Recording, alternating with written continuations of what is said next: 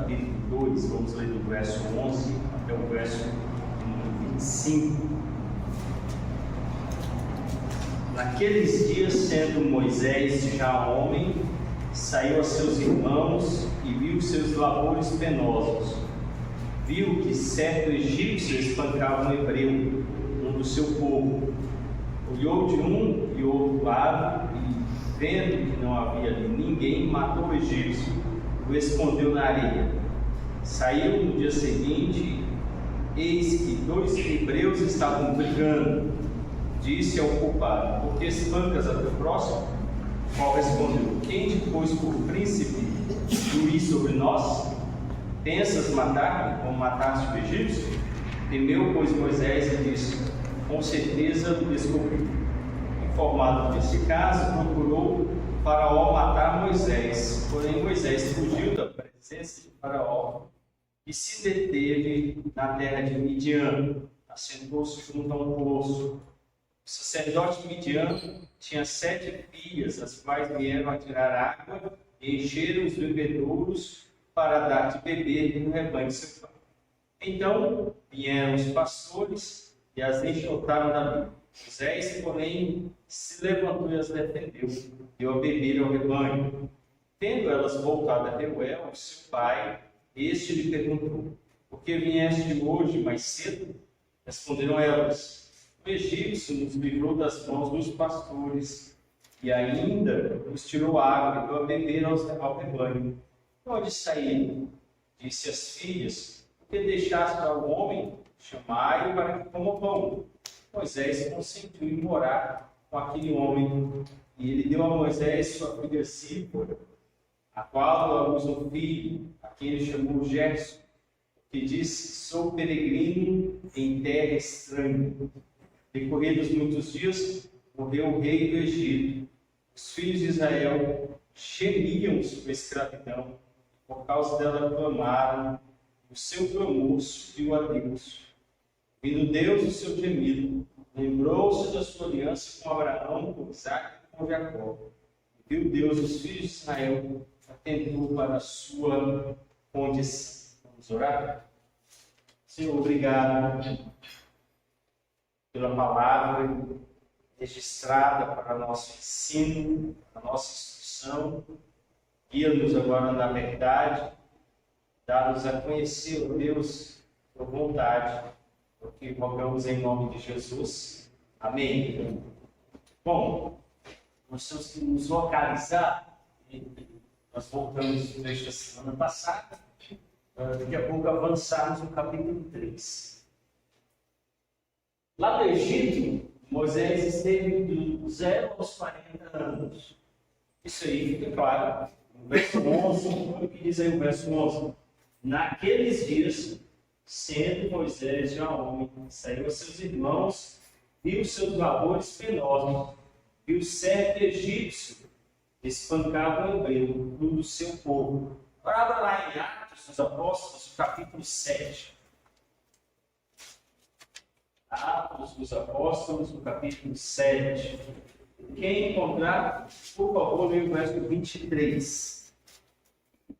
Quando completou 40 anos, veio-lhe a ideia de visitar São Paulo. Então, o texto nos aponta, em Êxodo 2:11, que ele foi visitar os irmãos. Lucas, então em Atos 7:23, ele diz que nesse momento ele estava com 40 anos. Então, dos 0 aos 40 ele estava no Egito. E agora, dos 41 ao 80, em Midian. Olha aí o texto, em Êxodo capítulo 2, verso 15. Informado desse caso, procurou Faraó matar Moisés, porém Moisés fugiu da presença de Faraó. Esteve na terra de Midian, assentou-se junto a um poço. Então, nesse momento em diante, ele vai para Midian, onde ele vai viver dos 41 aos 80. Volta lá em Atos, capítulo 7.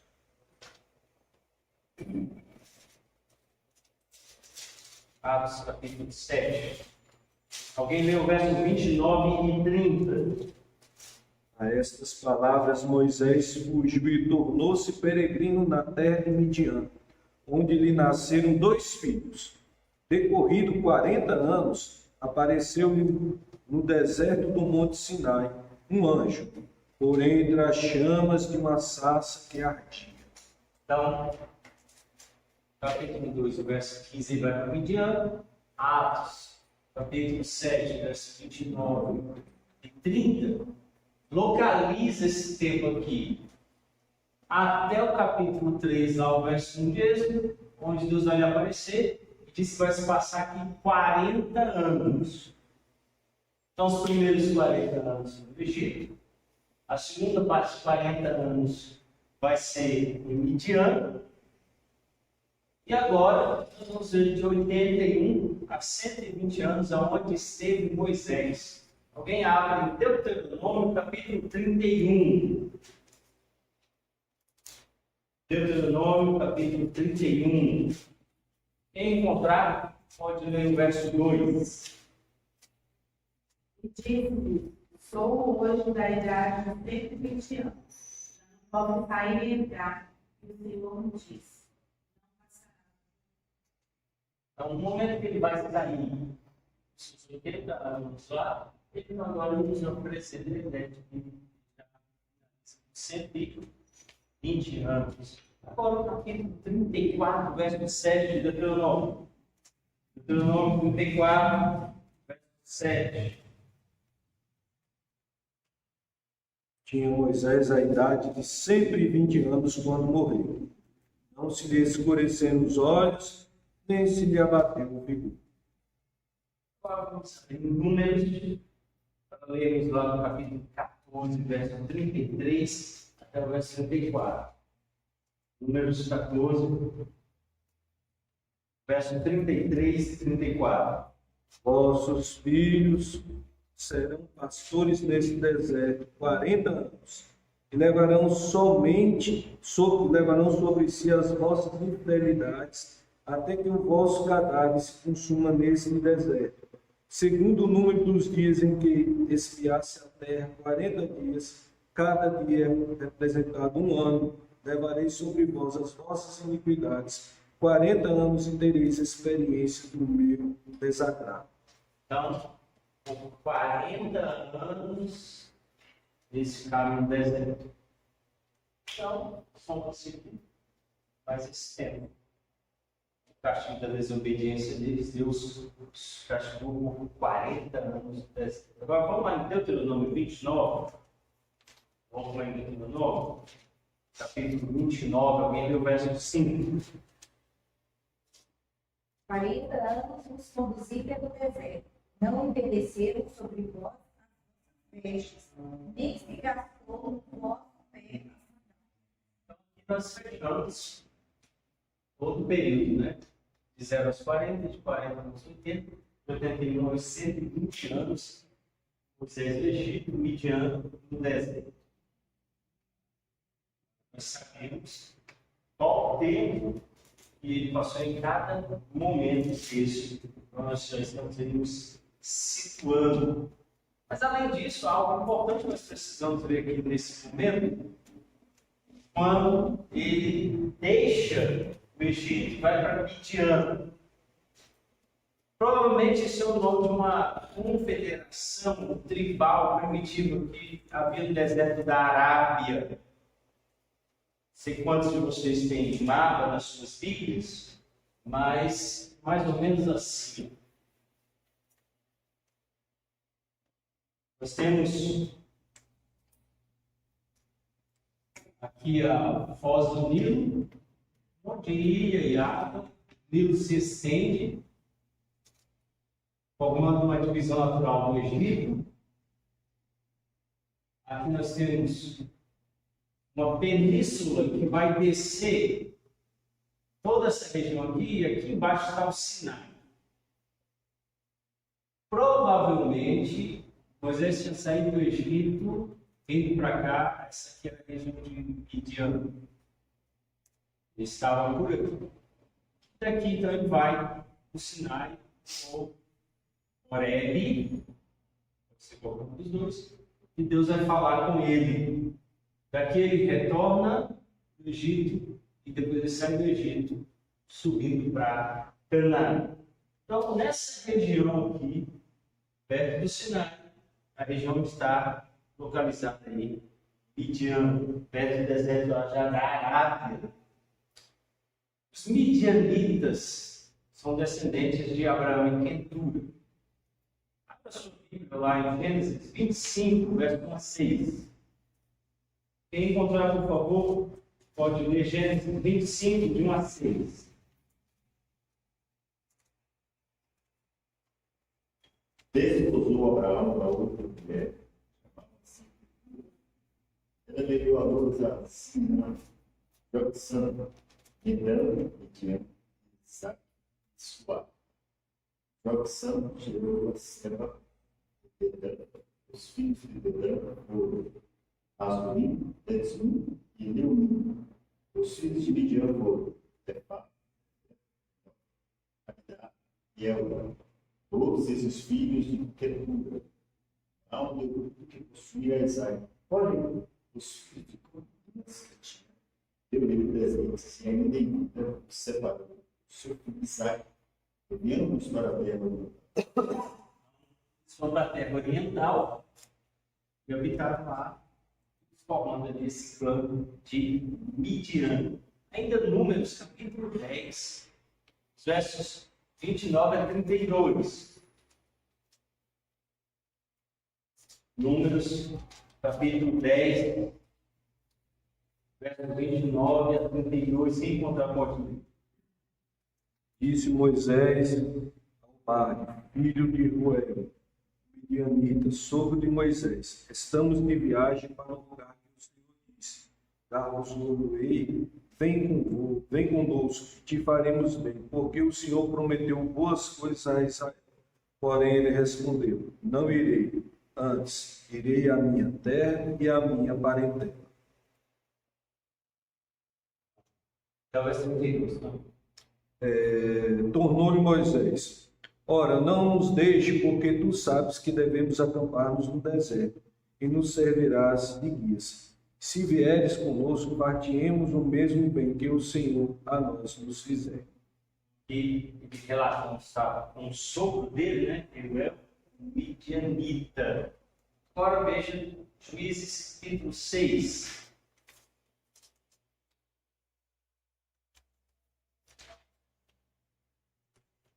Juízes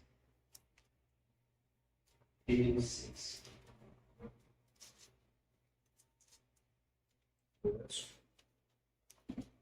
Fizeram os filhos de Israel o que era mal perante o Senhor, por isso o Senhor os entregou nas mãos dos medianitas por 7 anos, prevalecendo o domínio dos midianitas sobre Israel. Fizeram estes para si, por causa dos midianitas, as covas que estão nos montes e as cavernas e as fortificações. Porque cada vez Israel semeava, os midianitas, os amalequitas, como também os povos do Oriente, subiam contra ele. Contra ele se acampavam, destruindo os produtos da terra até a vizinhança de Gaza. Não deixavam Israel sustento algum, nem ovelhas, nem bois, nem jumentos. Pois subiam com seus gados, tendas e vinham como gafanhotos, em tanta multidão que não se podiam contar, nem a eles, nem a seus camelos, e entravam na terra para destruir. Assim Israel ficou muito debilitado com a presença dos midianitas. Então os filhos de Israel clamaram ao Senhor. Tendo os filhos de Israel clamado ao Senhor por causa dos midianitas, o Senhor lhes enviou um profeta e lhes disse: assim diz o Senhor, Deus de Israel: eu é que vos fiz subir do Egito, e vos tirei da casa da servidão, e vos livrei da mão dos egípcios, da mão de todos quantos vos oprimiam, e os expulsei diante de vós, e vos dei a sua terra. E disse: eu sou o Senhor vosso Deus. Não temeis os deuses dos amorreus, em cuja terra habitais. Contudo, não destes ouvidos à minha voz. Então, aqui, um relato sobre a forma pela qual agora a nação de Israel, já na terra, vai se encontrar novamente aí com os midianitas, que são os filhos de Abraão com quem tudo. Você vai ver sempre essas sementes em oposição, né? A semente que Deus prometeu a Abraão e as sementes que Abraão gera das suas concubinas, sempre uma batalha constante. E agora, Moisés está se unindo a essa descendência através de quentura, através de ciclo. Então, aí ele está recebendo essa descendência, que é de quentura. Mas vamos voltar então ao capítulo 2, olha aí o verso 16. O sacerdote Midian tinha 7 filhas, as quais vieram tirar água e encheram os bebedouros para dar de beber ao rebanho de seu pai. Provavelmente ele tinha sido instruído na religião de Abraão, estava inserido como sacerdote naquela região. Tinha ele 7 filhas. Não fica claro se Midian foi escolhido intencionalmente por Moisés ou se ele acabou ali por um acidente.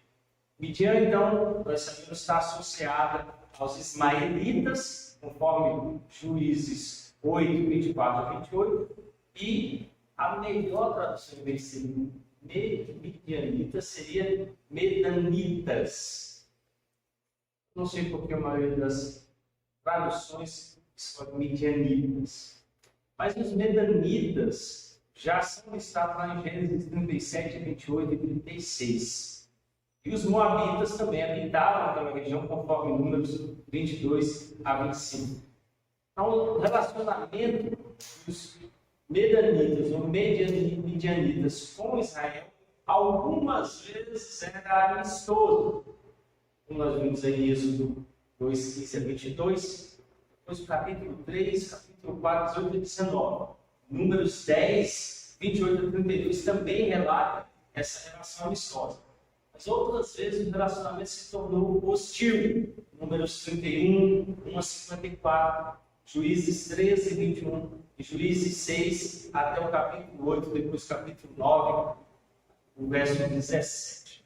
Então, ora relação amistosa, ora oposição.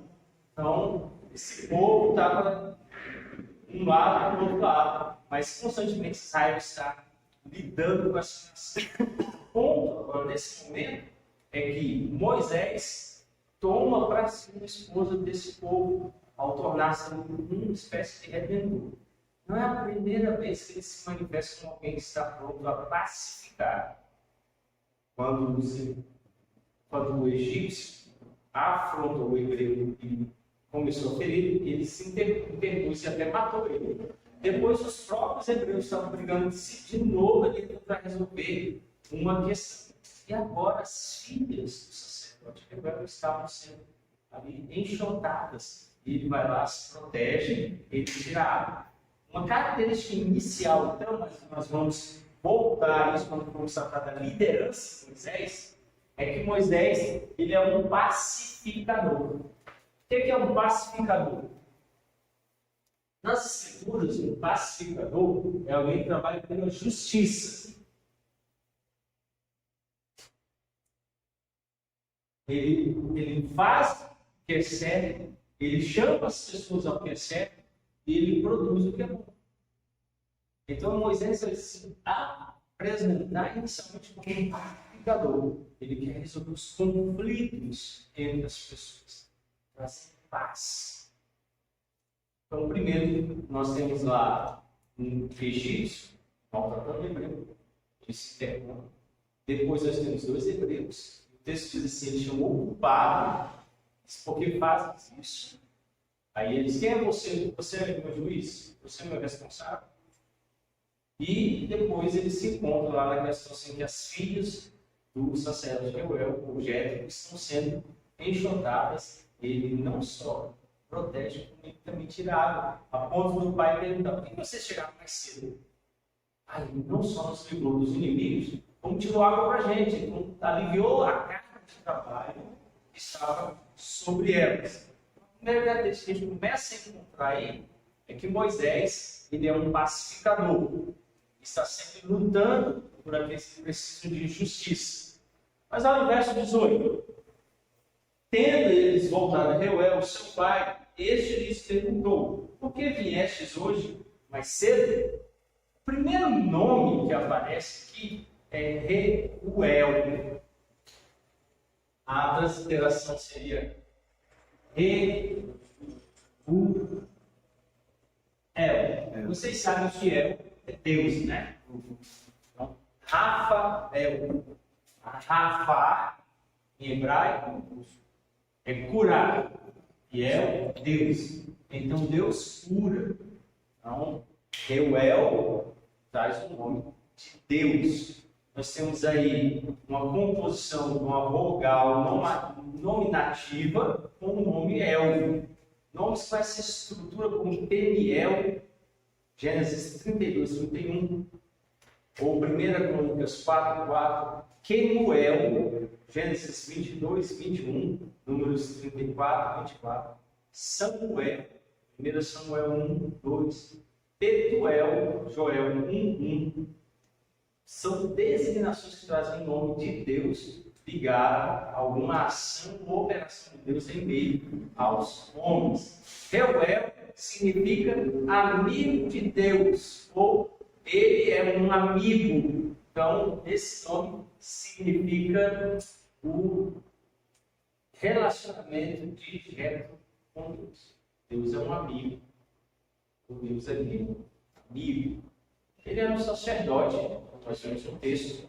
Vai ser mais à frente. Olha lá o capítulo 3, o verso 1 de Êxodo. Alguém lê, por favor, aí, Êxodo 3, o verso 1. Apacentava Moisés o rebanho de Jetro, seu sogro, sacerdote de Midian, e levando o rebanho para o lado ocidental do deserto, chegou ao monte de Deus, a Horebe. Então, o outro nome que ele tem é Jetro. No almoço, não sei como é que surgiu, mas a Clarice começou a falar o nome da família, né? E a Alice ficou para ela: Mana, como é que é o nome do papai? Papai Júnior. Papai. Aí ela: Júnior Carlos e Souza. Eu falei: não. Carlos Roberto Souza Júnior. Mas é muito nome, vai parecer muito nome. E se você me chamar de Carlos Roberto, se chamar de Roberto, eu estudava na escola do estado, tinha 4 Carlos. Aí, para facilitar, tinha lá um professor de educação, você me chamar de Roberto. Eu atendo, se chamar Roberto, eu olho na porta. E no quartel era Souza. E em casa eu chamo de Júnior. Então, sempre gritar, tô aí. Então, qual o nome dele, pastor? Reuel ou Jetro? Os dois. Tem os dois nomes. Então, uma hora ele é chamado de Reuel, a hora ele é chamado de Jetro. E aí, ele vai ser designado no capítulo 18, versos 2, 5, 9, 12 e 27. Êxodo 4, 18, abra sua Bíblia lá para ler. Quem encontrar pode ler, Êxodo 4, versos 18. Saindo Moisés, voltou para Jetro, seu sogro, e lhe disse: Deixe-me voltar aos meus irmãos que estão no Egito para ver se ainda vivem. Disse-lhe Jetro: Vai-te em paz. Então, não se sabe o motivo por que isso acontece. Texto hebraico, texto grego, e nós possamos de aramaico, são uma língua morta. O que significa isso? Os povos que falavam essas línguas deixaram de existir. Então, a gente não tem muita referência, muita coisa. Uma coisa importante aqui. Há termos que nós chamamos rapax legomena. Essa expressão latim, uma só ocorrência. Em Êxodo 4, 18, aparece étnico. Quando em todo o restante ele é chamado de Jetro.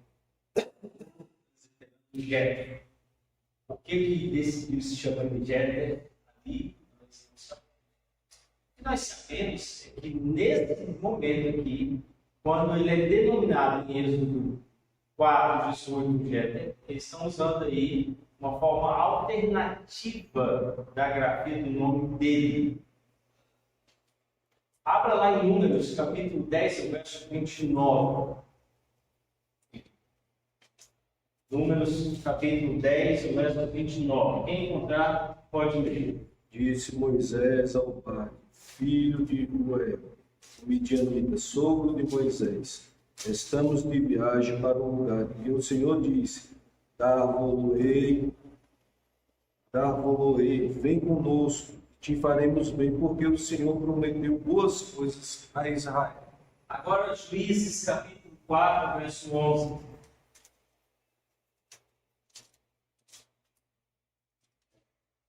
Ora, Heber, queneneu, se tinha apartado dos queneneus, dos filhos de Obade, sogro de Moisés, e havia armado as suas tendas até ao carvalho de Zananim, que está junto a Quedes. Bom, a tradução de vamos ler o verso 29, capítulo 10 de Números, diz assim: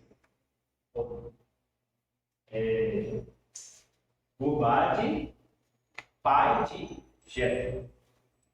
É uma interpretação já. Porque aqui em Números 4:11, o que disse aí? Obade, sogro de Moisés. Um terceiro nome aparece.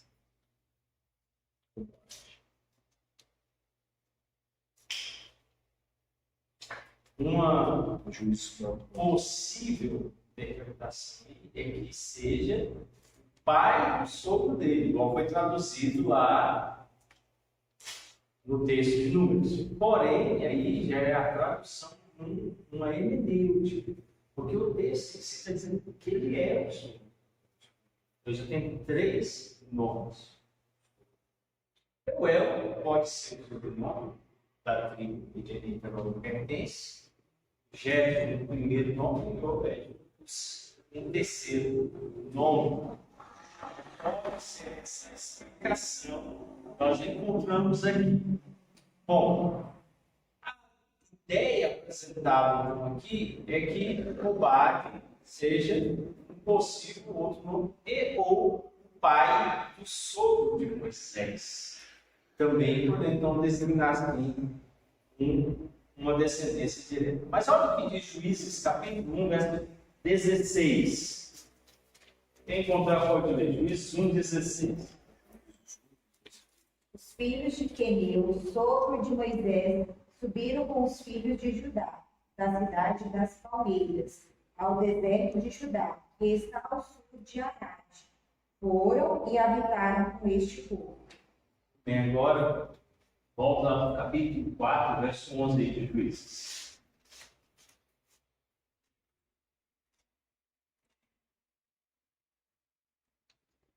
Ora, Heber, Queneu, se tinha apartado dos queneus, os filhos de Obade, sogro de Moisés, e havia armado suas tendas até o carvalho de Zanim, que está junto a Quedes. Agora, a designação é dos filhos de Queneu. Eles são medianitas ou são querenitas? Pastor, aí, aparentando ser um povo mesmo, porque está no minúsculo, né? Isso. Então, está agora apontando para uma outra tribo, mas ele está dizendo de onde que vem, quem eles são e os nomes possíveis. São claramente quem é, a quem ele pertence e de onde ele vem, para onde vai. Então, ele é chamado de Queneu em vez de Midianita aqui. De todos esses nomes, o mais próximo é Reuel e Obade, que aparece mais uma vez. Esse nome, então, designa o sogro de Moisés em relação ao próprio Moisés várias vezes e a nação de Israel agora a qual ele vai passar a se relacionar. Olha o que diz Deuteronômio 33, o verso 3. Deuteronômio 33, o verso 3. Quem encontrar pode ler. Na verdade, ama os povos, todos os teus santos estão na tua mão. Eles se colocam a teus pés e aprendem das tuas palavras. A palavra que aparece aí para ambos os povos, certamente que tu amas os povos, é a palavra roubar. Essa expressão aqui que aparece listada aí. Roubade a mim. Então, a referência que Deus está chamando para nós vamos encontrar sempre em toda a história do povo de Deus momentos nos quais Deus permite a inclusão de outros povos no meio do seu povo. Vamos ver, não tome, você não pode tomar. Não se case com esse povo. Mas Deus coloca na história. Então a gente começa a ver que a ida de Moisés lá para o deserto está trazendo aqui já, como o Deuteronômio está apontando, todos os povos. Os animais. Nós vamos ver então a inclusão da prostituta quando o povo entra lá. Nós vamos ver Ruth sendo uma moabita, incluída na descendência do Messias. Deus vai chamando de todos os povos, gente redimida. Mas ele disse: socorro, vocês não vão lá e tomam. Eu vou conduzi-los, eu vou trazê-los, são os povos que eu amo. Então, aqui, uma primeira manifestação de um processo no qual estão sendo inclusos outros povos. Volta lá para Êxodo agora, vamos ver o verso 19. O Senhor egípcio nos livrou das mãos dos pastores, ele nos tirou a água e deu a beber ao rebanho. Essas filhas, 7 delas estavam ali a trabalho, muito comum. Raquel mesmo era pastora de ovelhas, então elas voltam dizendo: pai, um homem egípcio, talvez na língua, talvez nas roupas, os costumes tenham entregado quem era Moisés naquele momento. Sabemos que ele não só se identificava como egípcio, mas também como um hebreu. Os textos nos mostram claramente, em vários momentos, ele sendo reconhecido como do povo hebreu, no seu nascimento, pela filha de Faraó. Depois, dizendo que ele voltou ao seu povo, a quem ele pertencia, sendo ele um hebreu. Ele está constantemente manifestando-se como um hebreu, sem abrir mão também da garantia que lhe dava a cidadania egípcia, porque ele tinha sido salvo da morte, tornando-se agora filho da filha de Faraó. Mas Hebreus nos diz que ele não quis ser assim chamado, ele preferiu voltar às suas raízes. Olha o verso 22. A qual deu um filho, a quem chamou Gerson, porque ele disse: sou peregrino em terra estranho. Rapidamente Zípora se casa, verso 21, logo em seguida ela tem um filho, verso 22, e o marido dá um nome a essa criança. Ele o chama de Gerson. Ger significa ser peregrino ou imigrante em terra estrangeira. A fórmula aqui se aproxima do que é visto no verso 10. Volta aí, capítulo 2, do verso 10, alguém leia, por favor. Sendo o menino já grande, ela o trouxe à filha de Faraó, da qual passou ele a servir. E esta lhe chamou Moisés e disse: porque das águas o tirei. Então, ela o chamou, e agora ele volta a dizer: eu chamarei. Está dando nome. Como o nome dele foi resultado daquele funcionamento dele, foi tirado das águas, agora o filho dele é resultado do que está acontecendo na vida dele. Nós não temos isso no Brasil, mas em outros países, principalmente nos Estados Unidos, nós temos muito forte o sobrenome. O sobrenome traz uma história, explica quem é a família, a origem. E os nomes, principalmente aqui no Antigo Oriente, o nome tinha muito a ver com a situação que cercava o gerar, foi gerado, o nascimento dela, ou para que ela estava vindo. Às vezes Deus dizia que vai ser isso ou aquilo. E o nome, então, é resultado daquilo que a pessoa estava vivendo. E esse filho agora então aponta essa situação. Ele é estrangeiro, como eu também sou estrangeiro. Moisés está dizendo que ele é um imigrante, que ele está em terra estrangeira. Essa expressão aparece no Salmo 137, o verso 4. Abre sua Bíblia lá. Quem encontrar pode ler Salmo 137, verso 4. Como, porém, haveríamos de entoar o canto do Senhor em terra estranha? Então, essa expressão terra estranha é a expressão que ele está usando, a mesma expressão. Nós estamos numa terra estranha. O que é essa terra estranha? Por que Moisés está se referindo a essa terra estranha? Será que ele quer voltar para o Egito? Mas o texto nos mostra lá no início que ele disse: eu sou hebreu. Ele não é um egípcio. Já vimos a semana passada, Hebreus capítulo 11, mostrando que ele não quis ser identificado como egípcio. Ele abriu mão disso. Por que agora ele está falando isso? O Senhor revela a Abraão e os seus descendentes que serão grandes ou estrangeiros em uma terra estranha por um longo tempo. Abra lá em Gênesis 15. Gênesis capítulo 15. Quem encontrar pode ler o verso 13.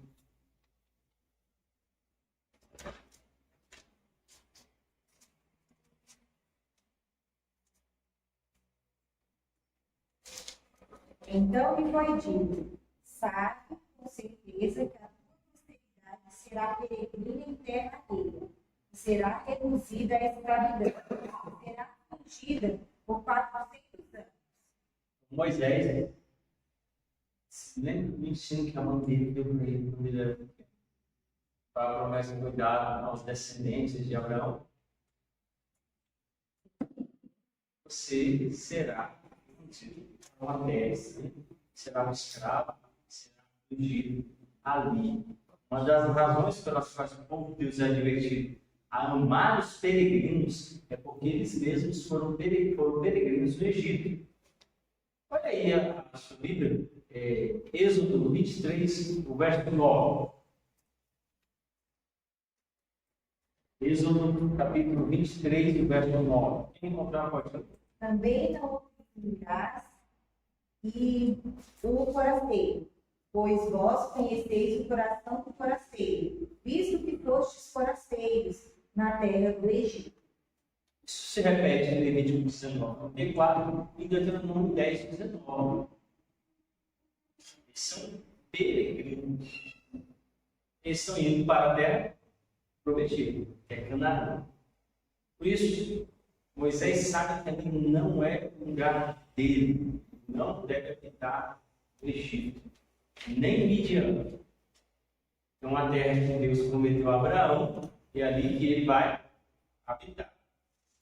E aí vem então agora o verso 23 do capítulo 2. Decorridos muitos dias, morreu o rei do Egito, os filhos de Israel gemiam sob servidão, por causa dela clamaram. O seu clamor subiu a Deus. Lembrando aí de Gênesis 15, verso 13, que nós lemos agora, tinha uma promessa da parte dos olhos que eles seriam conduzidos para o Egito, lá seriam reduzidos à escravidão e sofreriam ali por 400 anos. Esse gemido, esse clamor, literalmente gritado, é por causa da opressão que estavam sofrendo. O versículo não diz explicitamente que eles estavam clamando a Deus. Eles simplesmente clamavam. Dois outros versos do Pentateuco, abra lá em Deuteronômio capítulo 20, olha o verso 16. Números capítulo 20, quem encontrar pode ler. Números 20, 16. E clamamos ao Senhor, e Ele ouviu a nossa voz, e mandou o anjo e nos tirou do Egito. E eis que estamos em Cádiz, cidade nos confins do teu país. Agora alguém lê, por favor, Deuteronômio 26, verso 7.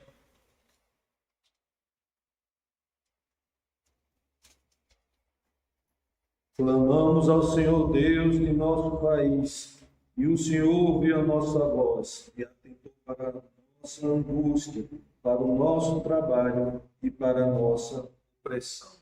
Então, aqui uma referência direta que esse clamor como clamou a Deus.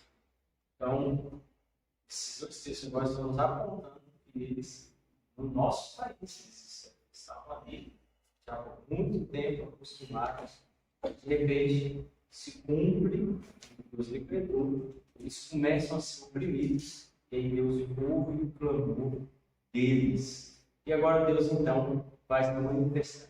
Não por causa do sofrimento deles, nem por causa da opressão que passava. Não é isso que move Deus em direção a eles. Não que Deus tenha se lembrado porque se esqueceu, um erro acidental de memória, mas lembrar aqui significa deliberadamente agir sobre aquilo que ele já tinha prometido. A lembrança de Deus implica o movimento de Deus em direção ao objeto da sua memória, que não acontece aqui. A essência da lembrança de Deus está na sua ação em direção a alguém com quem ele se comprometeu anteriormente. Deus é o Deus da aliança. Ele estabeleceu ela com o seu povo. E agora, não é porque eles clamaram que ele está agindo, não é porque ele ouviu que ele está agindo porque ele é fiel à sua aliança. Então, Deus está agindo conforme ele prometeu.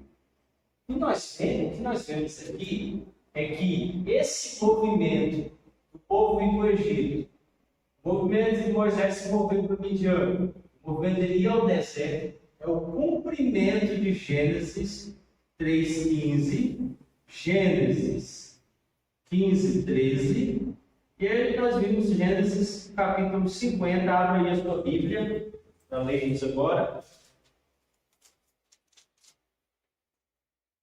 Gênesis capítulo 50, alguém lê, por favor, o verso de número 23 a 26. Viu Moisés os filhos de Efraim até a terceira geração. Nem os filhos de Aquile, filho de Manassés, os pais de José, isto José, eu, porém, Deus certamente vos visitará e vos fará subir a terra que jurou lá a Isaac e a Jacó. Continua? Sim. José fez jurar os filhos de Israel, dizendo: certamente Deus vos visitará para transformar Deus ossos daqui. Morreu José de idade de 110 anos, e para o sábado e o puseram no caixão do Egito. Bem, então, verso número 24, a promessa de Deus que os visitará e os fará subir dessa terra para a terra que jurou da Isaac e Jacó. Então aqui nós temos a promessa da descendência, a promessa de eles serem levados para a promessa de eles serem retirados. Nada surpresa, está tudo escrito. Deus deu ser uma descendência numerosa, você começa a crescer, Faraó está crescendo muito. Aí oprime eles. Deus tinha dito, vocês vão ser oprimidos lá. Cumpriu. Aí agora, certamente vocês vão me retirar, Deus vai visitar vocês, vão levar meus ossos para fora daqui. Ele vai fazer vocês subirem de novo para a terra. Então, todo esse cenário está sendo agora montado na vida de Moisés. Moisés é um libertador. Ele é um tipo de Cristo. Ele aponta a obra de Cristo. Ele aponta a obra de Cristo. Isso está se cumprindo aqui nesse momento. Ao ir para a terra lá de Midian, Moisés se tornará o libertador. Na próxima semana nós vamos ver como é que acontece o chamado desse libertador. Não a sarça que queimava e não se consumia. Quem se manifesta é Deus. Então agora, a minha descendência, eu levei e a tornei escravos do Egito. E agora eu vou fazer subir o Egito para a terra de você. Nisso tudo aqui, a gente tem que aprender uma coisa. A aflição é o meio pelo qual Deus provoca a salvação.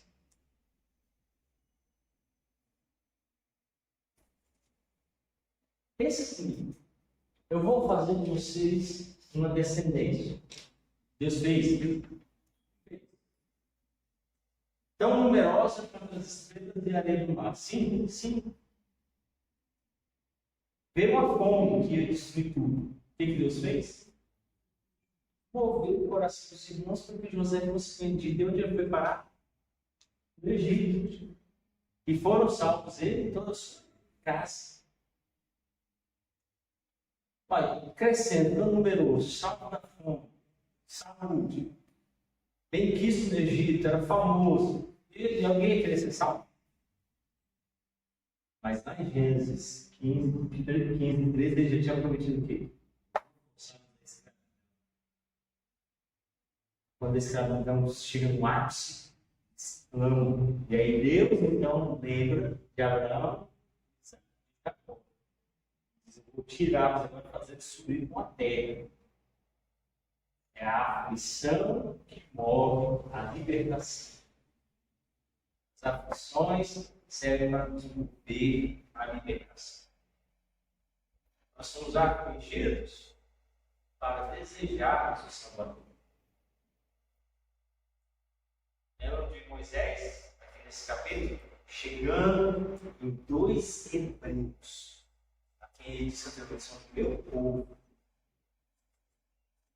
Qual é a resposta? Quem nos constituiu? Juiz ou príncipe sobre nós? E aí a gente começa a ter agora o cenário para a pergunta de Moisés. Né? Senhor, eu vou voltar. Eles vão me questionar.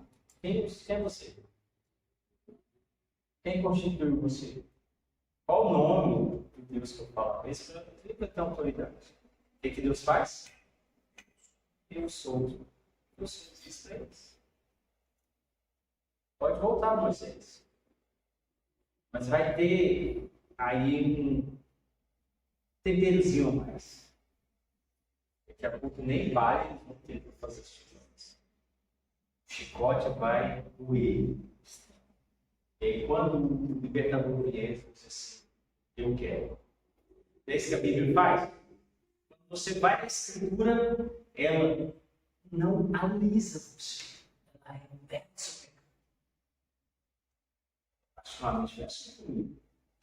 Quando a palavra me confrontou, eu falei assim: aí que eu vou obedecer.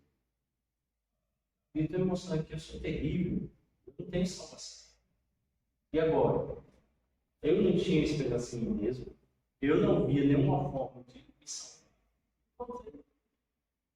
Jesus, então, foi manifesto. O pastor disse assim: olha para o Senhor Jesus, creio, corrige, que uma situação é difícil. Então, ela aponta o estado de necessidade e dá a resposta. Então, agora Deus vai levar o povo à aflição para enviar o libertador. Mas é um povo de dura 40 anos depois para quebrar o coração.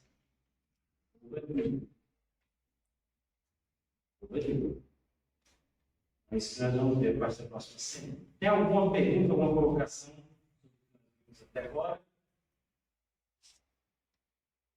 Então vamos orar então. Nós encerramos. Bondoso Deus, obrigado por esse tempo. Percebermos, ó Pai, que o Senhor, como Reuel, é nosso amigo. Deus não se esquece das suas promessas. Antes, pelo contrário, nós não fomos esquecidos daqui, abandonados neste mundo.